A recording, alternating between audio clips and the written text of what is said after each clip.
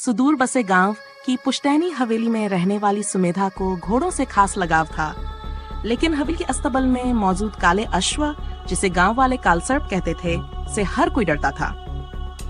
कहा जाता था कि जो औरतें उसके करीब गईं, वे या तो मर गईं या उनके साथ अकल्पनीय घटनाएं घटीं। पर सुमेधा इन बातों को नहीं मानती थी। वह रात में छिपकर घोड़े से बातें करती। धीरे धीरे उसे महसूस हुआ कि उसकी आंखों में कोई अनोखी शक्ति थी जो उसे सम्मोहित कर रही थी। कुछ महीनों बाद अजीब घटनाएं होने लगीं। रात में भयानक सपने, दीवारों पर खुरों के निशान और सबसे डरावनी बात, सुमेधा का पेट बढ़ने लगा जैसे वह गर्भवती हो। गांव में हड़कंप मच गया। तांत्रिकों ने दावा किया कि वह घोड़े की संतान को जन्म देने वाली थी। बुजुर्गों ने बताया कि सैकड़ों साल पहले एक तांत्रिक ने काली विद्या के लिए एक शाही घोड़ी की बलि दी थी। मरते समय घोड़ी ने श्राप दिया था कि उसकी आत्मा बार बार जन्म लेगी और हवेली की किसी लड़की के गर्भ से घोड़े की संतान जन्म लेगी। सुमेधा इस श्राप का शिकार बन चुकी थी। प्रसव का समय निकट आते ही हवेली में खुरों की आवाजें गूंजने लगीं। एक तूफानी रात में उसकी चीखों से पूरा गांव कांप उठा। जब लोग कमरे का दरवाजा तोड़कर अंदर पहुंचे तो उनके होश उड़ गए। सुमेधा अब इंसान नहीं थी। उसका ऊपरी शरीर वैसा ही था, पर नीचे का हिस्सा घोड़े का बन चुका था और उसके सामने खड़ा था कालसर्प, जो अब इंसानी आवाज में हंस रहा था। उस रात के बाद सुमेधा और घोड़ा दोनों गायब हो गए। कहते हैं अब भी अमावस्या की रात हवेली में एक श्रुति और मेघा, दो घनिष्ठ मित्र, पहाड़ी गांव कर्णगिरी में अपने रिसर्च सर्च प्रोजेक्ट के लिए जाती हैं। यह गांव अपनी रहस्यमयी गुफाओं और लोक कथाओं के लिए प्रसिद्ध है। स्थानीय लोग गुफाओं को दैवीय शक्ति का वास बताते हैं और वहां जाने से मना करते हैं, लेकिन जासूस स्वभाव के कारण दोनों इसे अंधविश्वास मानती हैं। एक रात श्रुति को अजीबसपने आने लगते हैं। उसे महसूस होता है कि कोई सत्री उसे पुकार रही है। कुछ दिनों बाद वह कमजोरी महसूस करने लगती है और डॉक्टर से जांच करवाती है। रिपोर्ट देखकर वह स्तब्ध रह जाती है। वह गर्भवती है। यह असंभव था क्योंकि उसने कभी किसी के साथ संबंध नहीं बनाए थे। घबराई हुई श्रुति जब ये बात मेघा को बताती है तो वह भी चौंक जाती है। वे गांव के बुजुर्ग बाबा त्रिलोन के पास जाती हैं, जो बताते हैं कि सदियों पहले गांव की एक सत्री अमृता को अन्यायपूर्वक मार दिया गया था। मरने से पहले उसने श्राप दिया था कि वह लौटेगी और अपने बच्चे के रूप में पुनर्जन्म लेगी। जैसे जैसे श्रुति का गर्भ बढ़ता है, वह शारीरिक और मानसिक रूप से बदलने लगती है। उसकी आंखें चमकने लगती हैं और अजीब शक्तियां विकसित होने लगती हैं। एक रात वह अचानक नींद में गुफा की ओर बढ़ने लगती है। मेघा उसे रोकने का प्रयास करती है, लेकिन एक अदृश्य शक्ति उसे पीछे धकेल देती है। गुफा के अंदर श्रुति जमीन पर गिरती है और जोर से चीखती है। चारों ओर रोशनी फैलने लगती है और अगले ही क्षण वह बेहोश हो जाती है। अगली सुबह गांव के लोग उसे गुफा के बाहर पाते हैं। उसकी सांसें थम चुकी थीं, लेकिन अचानक उसकी आंखें खुलती हैं। अब वे श्रुति की नहीं, बल्कि अमृता की थीं। गांव में एक नई चंद्रमा की हल्की रोशनी में चमकती नदी के किनारे बाबा काल भैरव ध्यानमग्न बैठे थे। उनके शरीर पर भस्म लगी थी, जटाएं उलझी थीं और आंखों में रहस्यमयी चमक थी। वह अग्नि में देखते हुए कुछ बड़बड़ा रहे थे, मानो किसी आत्मा से संवाद कर रहे हों। तभी जंगल में सरसराहट हुई। एक स्त्री मैली कुचैली साड़ी में घबराई हुई उनकी ओर भागी। उसकी आंखों में भय था और शरीर पर चोटों के निशान। बचाइए मुझे बाबा, उसने कांपती आवाज में कहा। बाबा ने गहरी नजरों से उसे देखा। कौन है तू?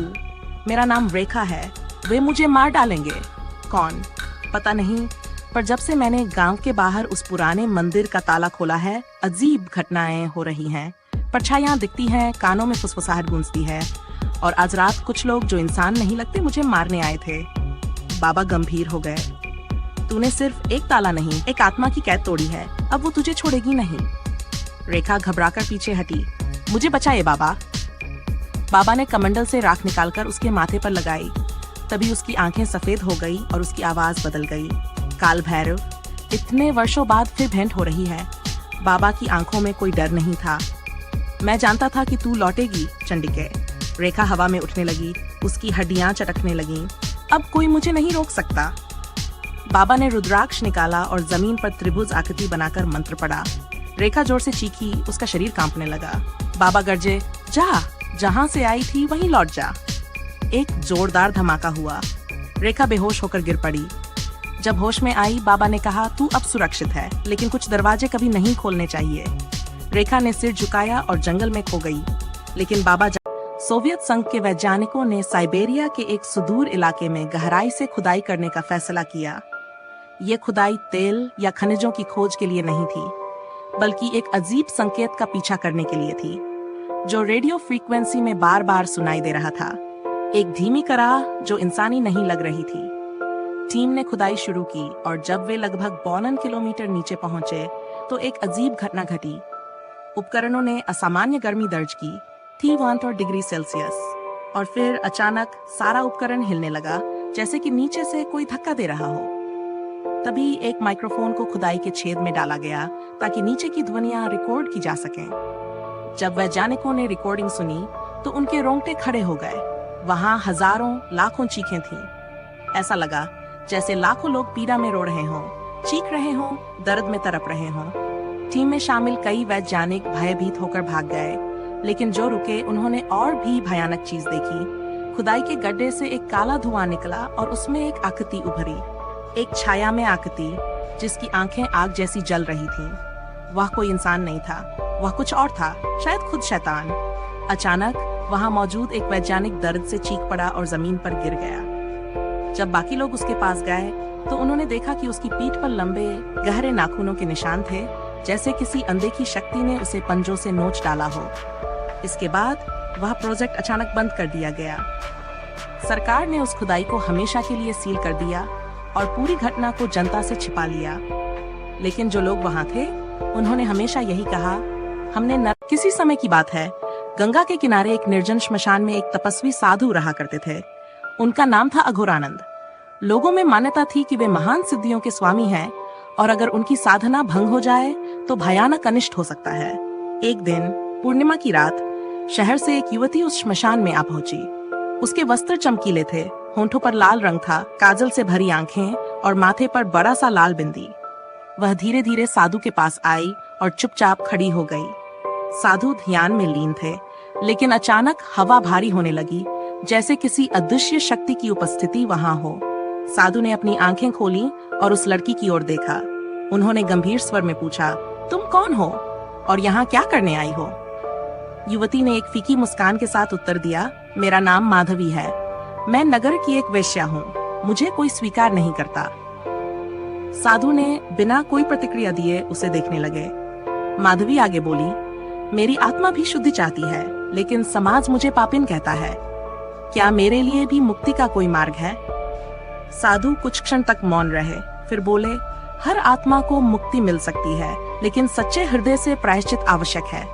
तुम यदि इस श्मशान में एक रात रह सको बिना भय के, तो समझूंगा कि तुम वास्तव में शुद्ध होने आई हो। माधवी सहम गई, पर उसने सिर हिलाकर हामी भर दी। रात गहराती गई, हवाएं तेज होने लगीं, चारों ओर से अजीब अजीब आवाजें आने लगीं। माधवी भयभीत होने लगी, लेकिन उसने वहां से भागने की बजाय आंखें बंद करके मंत्र जाप करना शुरू कर दिया, जैसा साधु ने उसे सिखाया था। रात बीती, सूरज की पहली किरण पड़ते ही माधवी की आंखें खुली। वह पहले जैसी नहीं रही, उसका चेहरा दिव्य आभा से चमक रहा था। साधु मुस्कुराए और बोले, तुमने भय पर विजय पा ली, अब तुम मुक्त हो। कहते हैं उस दिन के बाद माधवी ने नगर छोड़ दिया और एक सन्यासिनी बनकर तीर्थ यात्रा पर निकल पड़ी, और साधु वे फिर से अपने ध्यान में लीन हो गए, जैसे कुछ हुआ ही न हो। रवि एक महत्वाकांक्षी फिल्म मेकर था जो अपना YouTube चैनल चलाता था। उसे अजीब और डरावनी जगहों पर जाकर वीडियो बनाने का शौक था। एक दिन उसे शहर के बाहरी इलाके में एक वीरान हवेली के बारे में पता चला। लोग कहते थे कि वहां कभी एक अमीर ठाकुर अपने परिवार के साथ रहता था, लेकिन एक रात पूरा परिवार रहस्यमय तरीके से गायब हो गया। तब से वह हवेली श्रापित मानी जाती थी। रवि को लगा कि ये एक परफेक्ट लोकेशन होगी एक वायरल वीडियो के लिए। उसने अपने 2 दोस्तों आकाश और सोनाली को साथ लिया और रात के 12 बजे उस हवेली में पहुंच गया। उन्होंने अपने कैमरे ऑन किए और अंदर जाने लगे। हवेली का माहौल अजीब था। दीवारों पर पुराने हाथों के निशान थे, फर्श पर टूटी फूटी कुर्सियां पड़ी थीं और एक अजीब सी ठंडी हवा बह रही थी। रिकॉर्डिंग करते समय रवि ने एक अंधेरा गलियारा देखा, जिसके अंत में एक दरवाजा था जो धीरे धीरे खुल रहा था। जैसे ही उसने कैमरा उस ओर घुमाया, उसे एक परछाई सी दिखी। पहले तो उसे लगा कि ये कोई भ्रम है, लेकिन जब उसने फुटेज चेक की तो कैमरे में सफेद कपड़ों में लिपटी एक औरत दिखाई दी जो उन्हें घूर रही थी।